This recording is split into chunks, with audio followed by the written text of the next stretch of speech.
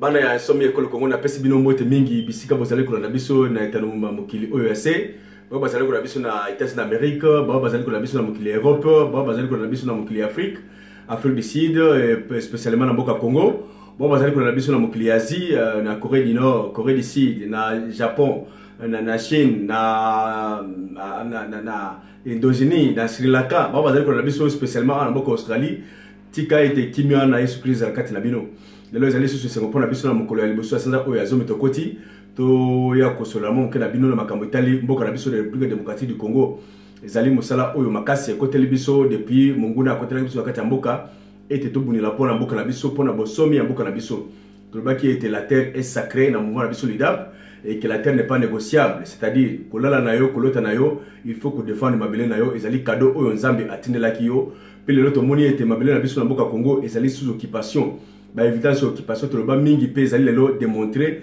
na bato nyonso pe to sepeli mingi parce que tout le peuple tout un peuple lelo ayebi déjà que mboka ezali sous occupation moto oyo azali ko diriger biso Hippolyte Kanambe azali monguna pe ayaki te pona kota démocratie pe akolongwa kaka na nzela ya oyo akotaki sali na nzela ya mandoki pe nzela ya révolution ezali nzela oyo ekolongwa na bokonzi na yepa mate alobi yango mbala ebele ezali kaka lisasi nde kolongola ngai na kolongwa te nazwaki na makasi pe kolongwa na makasi tout ce qu'il est en train de faire ezali façon moko kaka ko distraire la population congolaise yango si on a sengolelo pona ko ya ko répondre à quelques questions o bande ko bakomela ki biso bazali kolanda biso pe bazali ko se souscrire na chaîne na biso ko tuna biso po eto ko réagir mo moke question zala ki biso ba tununga na meka ko réagir ko commenter sur na dernier discours ya Hippolyte Kanambe pambate eleki mezali pe actualité ko pesa ma commentaire na biso et puis ko ba makambo etali meeting munene oyo opposition uti ko sala na mokolo ya samedi eleki il y a des jours na o etali boyoka ni pona candidature commune pe pona ko eba ko affronter ba élection o ezali ko na mois de décembre et puis ko pesa mo ba divers na niveau na biso na sepelbe mingi bande ko mingi ba uti ko la mission biso so to ko sala sur ndeko oyo bobengi Vital Kamerhe oyo azali pona biso le vrai opposé à Joseph Kabila pe to la kisibino ya solo ndenge nini mutu wana azali rusé ndenge nini alingi mbokate pe ba discours oyo aloba contre RDC. Merci na baba bazali kolanda pe na merci na ba commentaire batinde biso pona yango tozali pe ko continuer après ba mission yo kola yesu makamo mingi ozali simande ko wana comment d'abord il n'est pas congolais et comment azali na ruse pona kozwa Congo ko achever œuvre ya balkanisation oyo Hippolyte Kanambe a kokité pona unité à peuple congolais. Merci pour na bolandi, merci pour na commentaire na bino, ezali contribution na bino na bituma ya mboka. Pamba toloba qui était koleka na ba vidéo, ko pesa ba information boye, ce n'est pas un plaisir, ce n'est pas un honneur, ezali luxe mais ezali risque munene, risque munene oyo tondimi. Pamba te tolobi tango bituma ezali kubuna, ça tu na bato bazalaka na front, bato muso bayaka pona support ya bato ba na front. Support na bino ezali ko ba information surtout ya diaspora. O Italie libération ba information so patriotique o ezali ko pesa na bana ya somi ya mboka à travers Mokrimomba ko zo yango ko diffuser yango ko kabola yango c'est ça votre contribution que Dieu vous bénisse na musala bozali ko sala na ko kena musika te na question ya boso atunanga bande ko na o Italie discours ya Hippolyte Kanambe na 73e bokolim sama moke session ya Nations Unies na New York ina kanisi ezali très important pour na biso to ebali susude oyo azali kokamba biso azali na valeur moko te oyo azali kopesa peuple congolais tolakisa yango mbala ebele que peuple congolais po Hippolyte Kanambe azali ta na valeur mukete pe encore une fois de plus et à quelque démontrer que le peuple ezali problème na été.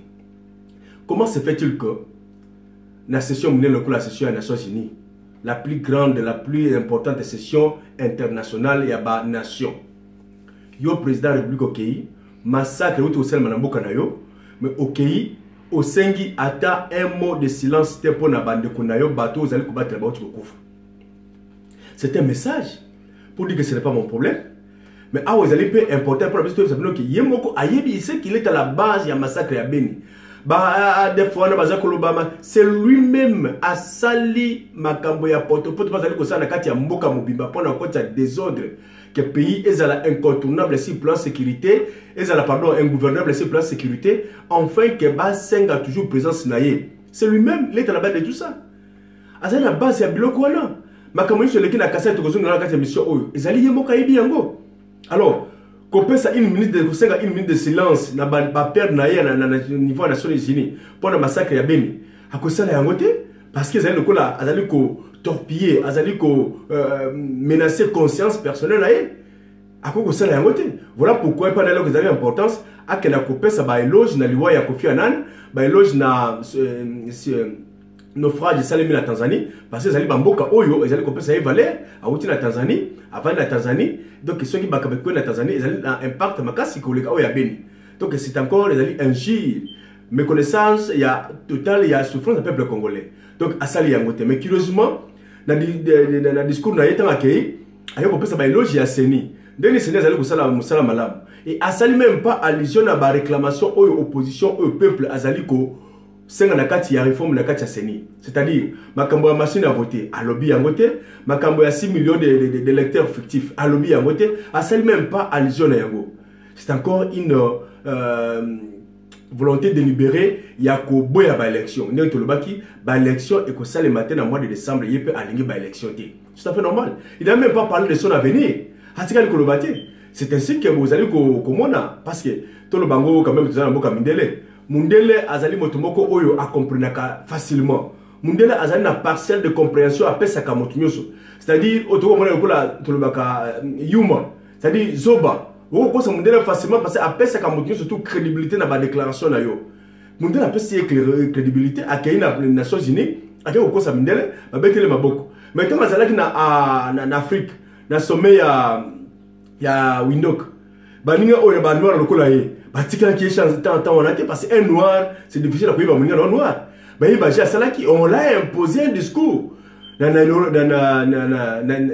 Windhoek to la ni yango comment on a imposé à l'Obama makambo ya démission na ka kozonga sous mandat na été to moni yango et comment il a souffert pour prononcer le discours jusqu'à aller dire que à bientôt au lieu d'adier. Et parce qu'il a été imposé, parce qu'il ne peut pas voler aussi un frère noir qui connaît ce que c'est la tricherie. Mais pas à Mundela, le coup, Mundela a pris sa chance dans la déclaration. Après sa valeur dans la déclaration, il n'a même pas fait allusion à son avenir politique. Il n'a même pas fait allusion à Dauphin Nayel. Il n'a même pas fait allusion à Makamo Italiba, fichier électoral, machine à voter, au plus à Zakolingate. Donc, pendant ce n'était pas un problème. Ils allaient encore acte de sabotage. À Kende, retour Makamo Itali sécurité. Comme ma sécurité, ma kamotali beni en passant, ma kamotali Kasai pour na kolobaka ba enquête ils allaient en cours pour na spécialement la cas ba expert malais à la société ba boromaki messieurs tu éviter qu'est-ce qu'il faut to qualificatif ni to kopé ça il politique kanabé c'est le messieurs en cours.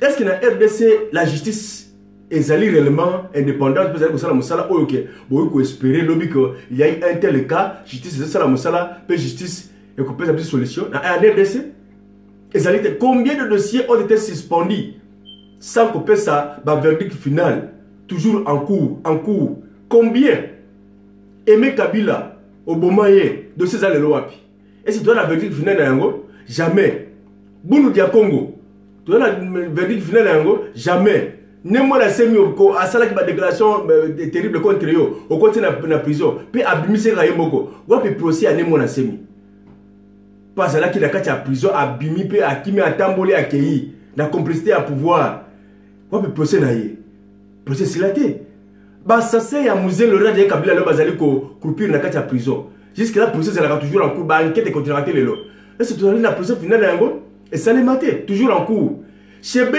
na bazana lo wapi moto ya abonati bango John Numbi lelo azali sous homme fort na kati armée.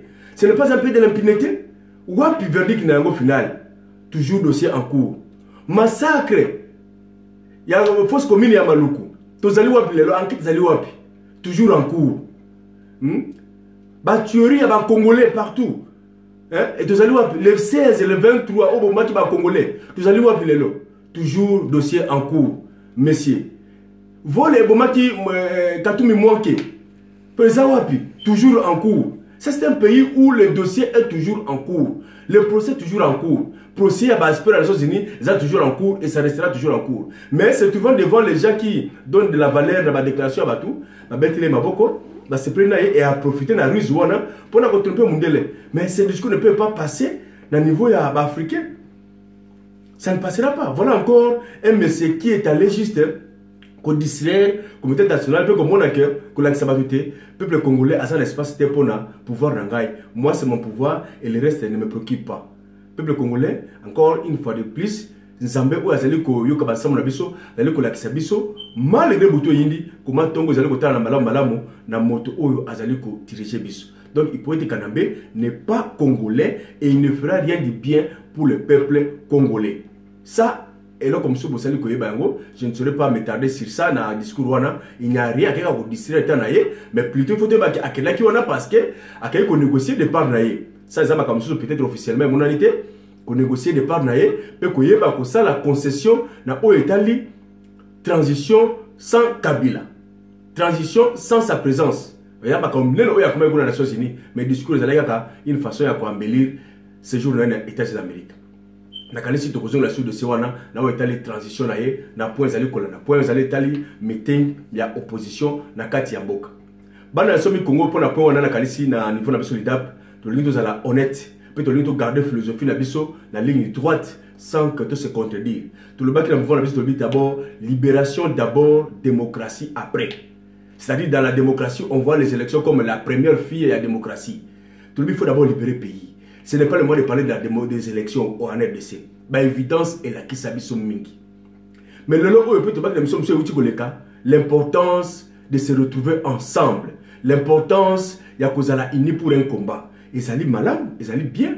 Initiative, ils allaient bien. Mais le grand problème, c'est de savoir quelle est l'intention derrière chaque leader en se réunissant aux autres. Makanisi nini Vital Kamerhe amemi yango pardon na kati ya réunion wana ya unité. Makanisi nini Moïse Katumbi aye nango na kati ya réunion wana ya unité. Makanisi nini Félix Tshisekedi amemi yango. Makanisi nini Jean-Pierre Bemba aye na yango. Est-ce que bango nyoso bazali na makanisi moko pour l'intérêt de la population? Tout le baki non, c'est ça le problème. On peut signer pour quelle finalité, pour quel objectif, pour quel but. Le but est plus important que l'acte. Il y a une issue parce que l'intention, à quoi sert une bonne intention quand on sait que la conclusion est mauvaise? C'est ça encore la grande question. L'intention de Kamerhe en s'unissant avec les autres, ce n'est pas la même intention de Jean-Pierre Bemba. Ce n'est pas la même intention de Félix Tshisekedi. Vital Kamerhe, intention des alliés, comment on continue balkanisation, comment on continue parachever œuvre et occupation dans le Congo. Mais ce n'est pas la même mission que Félix Tshisekedi Mwanamboka. Ce n'est pas la même mission ou le même objectif que Jean-Pierre Bemba. D'abord de libérer, de rendre autonome un peuple qui a souffert pendant des années. Ce n'est pas ça. Voilà encore, beaucoup de choses. Mais l'intention derrière chaque leader, c'est ça qui est plus important et c'est ça qui peut compliquer l'équation demain.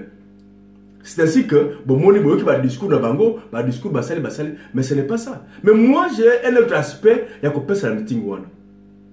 Je me réjouis parce que le peuple a démontré combien il veut le changement. Le peuple a démontré combien il ne veut plus de ces régimes. Le peuple a démontré combien il est prêt. Il n'y a aucune révolution. Mais tout le monde que la masse n'a jamais eu raison. C'est plutôt la délégation de la masse. Je suis l'un des leaders de la période d'étudiants. Il y a 4 anniversaires. Il y a 4 anniversaires. Il y a 4 anniversaires. Et je me rappelle. Nathan Tosa la marche contre le régime Mobutu. Et c'est là qu'il est tu veux que la garde civile, la police, peut-être quand bus de route dans la campus d'anniversaire de Kinshasa, pour que le coup de peut-être il y a IBTP, ISTA, ISC, tout coup de la bande, tout c'est déjà un objectif.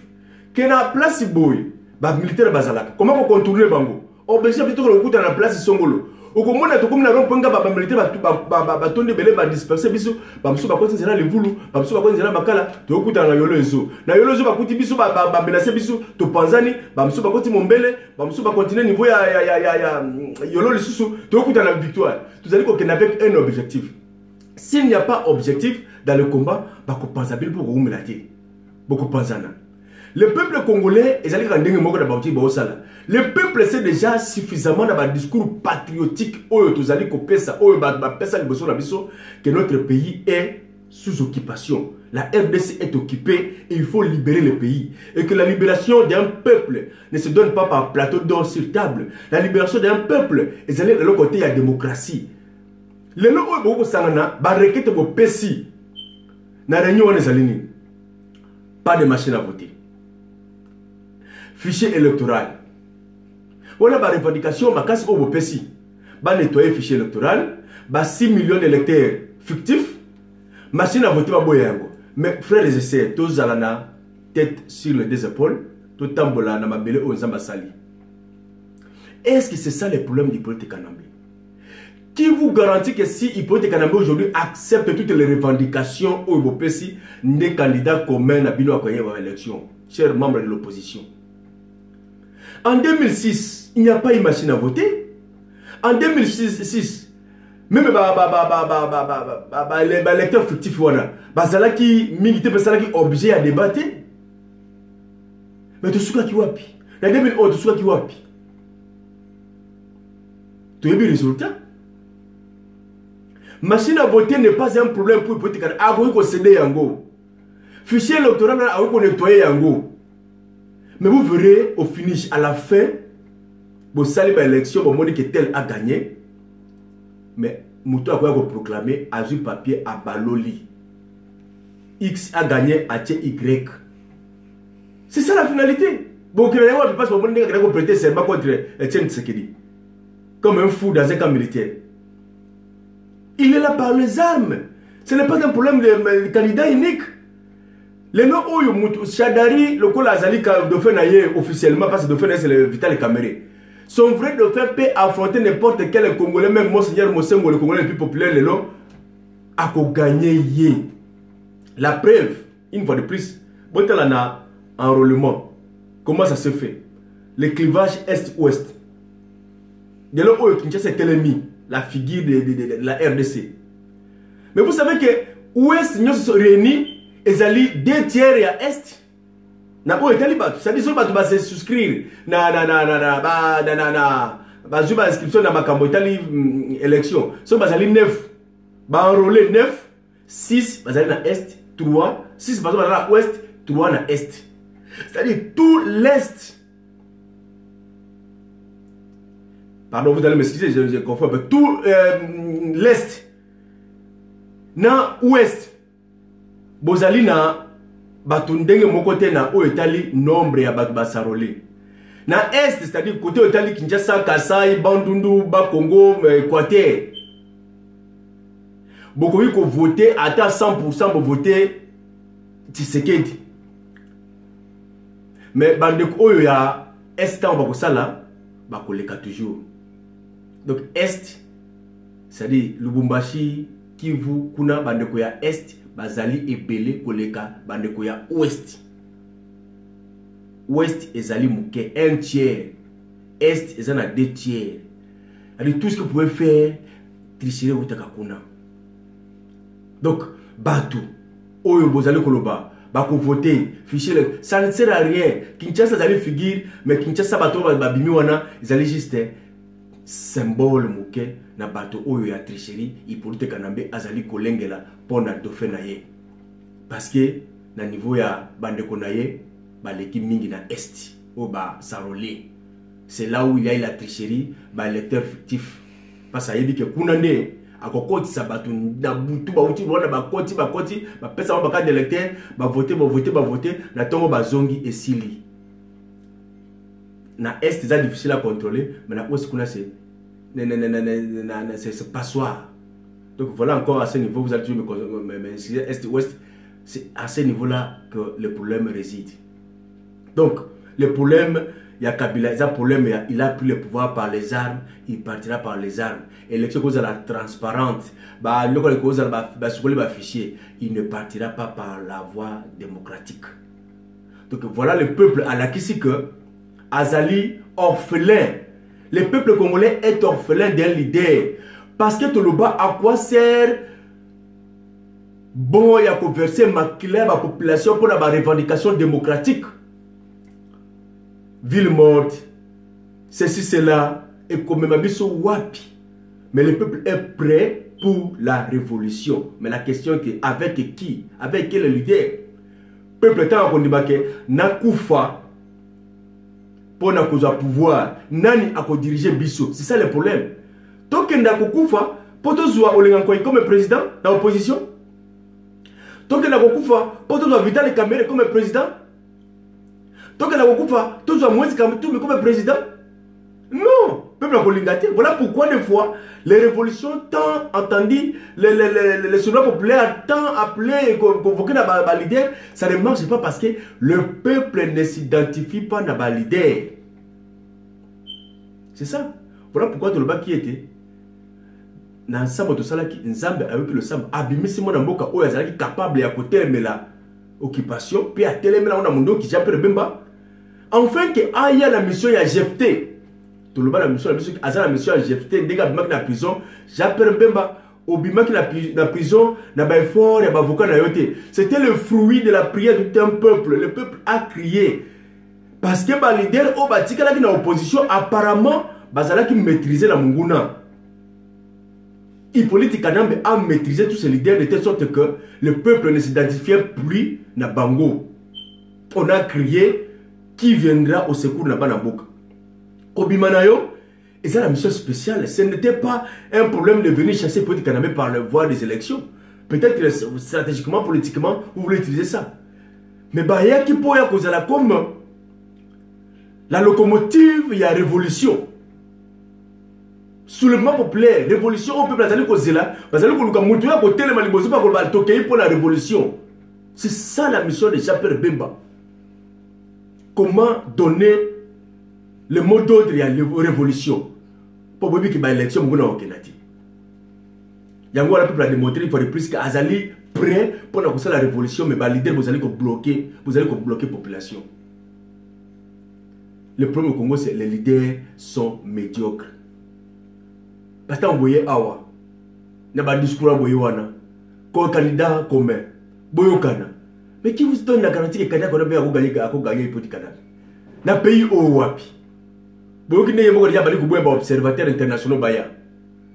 Il faut lire ce qui est derrière la tête de quelqu'un. Et vous voulez continuer encore à distraire la population dans la capitale de l'élection. Je sais que l'élection est incontournable. Consolider, nous devons être réalistes. Et ça, incontournable. Mais l'élection à voix OET, on ne peut pas faire les élections à niveau OET. J'ai béni l'éternel parce que l'élection, c'est le matin, le mois de décembre. Il n'y aura pas d'élection. Tout le monde est bien. Que l'élection, bisous, tout le monde élection. Mais l'élection est politique. On ne peut pas aller aux élections avec un adversaire, avec Ruberoua, avec Yabrugambo. Tu as l'élection à Bangote. Et que Simba, il faut te nettoyer d'abord l'espace Wana et puis. Mon amboka moko amema biso na ba élection. Voilà pourquoi toza ko crier à tout moment que la révolution parce que la révolution c'est la solution actuelle où elle peut permettre mon amboka à jouer pouvoir et puis à convoquer ba élection normale, ba élection au Seigneur Kolongo. Il faut balayer toute cette scène là-bas. Il faut la balayer. Copé sa commission nationale à élection et la naba technocrate. C'est-à-dire, bateau oyo bazali na ministère des Affaires intérieures, bateau wana ba ancien directeur wana o bayebi déjà makambo ya administration ya mboka bazwa élection, bazwa commission élection, basala ba enrôlement ya sika, ba pesa ba carte d'identité ya bateau et bateau ba kena na ba élection. Ce n'est pas avec cette série. Ça ne marchera pas. Il n'y a pas une différence entre Nanga Ngoymulu nana Malumalu. Il n'y a pas une différence. Un politicien, pardon, aider le peuple. Peuple aligné à la révolution. Peuple on a tellement aligné révolution, aligné soulèvement pour chasser mon gouna. Par discours de l'élection, il n'y aura pas élection en décembre. Ceux qui vous allez causer la peut-être élection, tu as la lobby. Mais il n'y aura pas élection. Totalement, peuple congolais. Modo de ezali susu ya kozelate l'idée oyo à côté de Msabiso autopsie sous chance de la susu nous retirons encore notre confiance à Jean-Pierre Bemba comme l'incarnation il y a opposition où est capable le long oyo tout le bateau parce que quand on n'a pas ce que l'on veut il faut se contenter de ce que l'on a. On a aujourd'hui Jean-Pierre Bemba tellement mon amboka benga population na aspect on a ya révolution trop c'est trop pour population bon tellement. Le peuple congolais est vaillant, il n'est pas différent à Burkina Faso. Mais il faut un objectif avec quelle idée où il y a la révolution. Je crois la question, meeting, ça dit quoi? Je vais tout simplement dire, selon la Kabylie, le 29 septembre est égal après le 29 septembre. Avant est égal après. C'est-à-dire, ce meeting-là, rassemblement n'a rien fait. pour la Kabylie. Et c'est le comme côté. Et c'est le comme côté pour la Kabylie. Parce que ambassadeur biloko wana. Et biloko pas dans les aloko là, vous allez ko Kwanza Moto. Il ne sent rien à ça. Bien au contraire. Bon ça les jeunes à elle non. Message, il y a les 29 fois les alliés, j'aime pour démontrer que peut-être international que voilà la démocratie existe au Congo. Bakena, il y a combien de morts? Zéro, il n'y a pas de morts, il n'y a pas de blessures, la police a fait son travail, voilà, tout le monde s'est exprimé, bah, sans problème, la démocratie existe au Congo. C'est ça l'objectif de Vital Kamerhe. Quand la communauté internationale que la démocratie existe, et pour que Kanamena se réjouit de samedi, c'est à son avantage. Peuple tout la mokabala. Tout la moka, moto ya malema ko sakemba la moko. Donc voilà encore, nous sommes déterminés à niveau d'Abisso, il y a soulèvement populaire, il y a révolution populaire pour que le peuple soit bon sominaye à Longola, envahisseur par la voie de force parce que Mboka est allé sous occupation. Les gens ont bien qu'il faut qu'il y ait une transition. C'est la transition est comme incontournable. Parce que au mois d'octobre, le 8 novembre, un grand pays comme la RDC, ce n'est pas dans 2 mois que l'élection est salema, ce n'est pas dans 2 mois que Makamoto Ozala, bon formé pour la partie politique que nous avons témoin Nabino, bon sala Makamitali propagande, ce n'est pas dans 2 mois.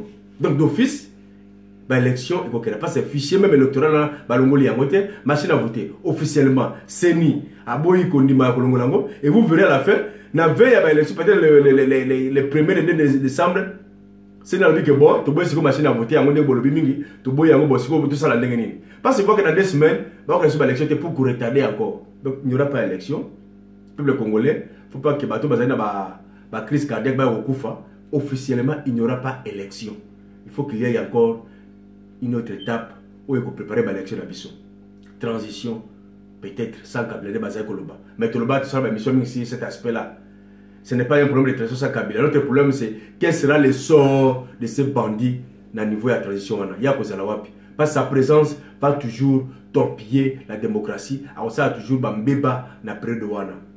Donc ça qui illustration biblique na biso na kati ya mokada Apocalypse 20-23.